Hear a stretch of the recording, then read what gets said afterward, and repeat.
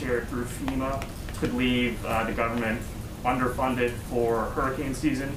And then secondly, on the housing provisions, I'm just curious, why didn't the president extend the eviction moratorium as it was outlined in CARES? Was that because it was deemed unconstitutional?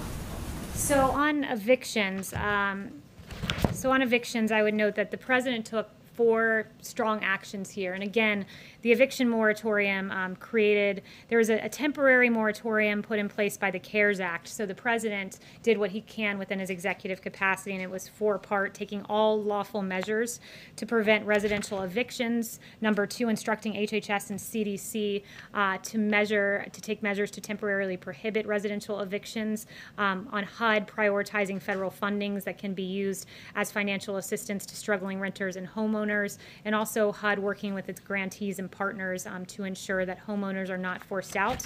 And with regard to HHS, as they explore their executive authority here, 42 USC 264A authorizes the Surgeon General in consultation with the Secretary to make and enforce such regulations as is in his judgment that are necessary to prevent the introduction, transmission, or spread of communicable diseases. So it will be within HHS's purview to determine whether COVID meets those standards, and it could go a long way in helping Americans who face eviction. And your second question, it was about FEMA. Is there a concern that pulling from the disaster funds could leave them underprepared for the rest of, well, the worst part of hurricane season coming?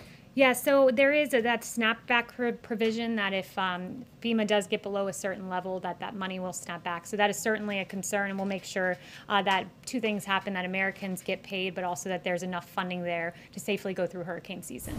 Yes, thank you very much. 2 questions.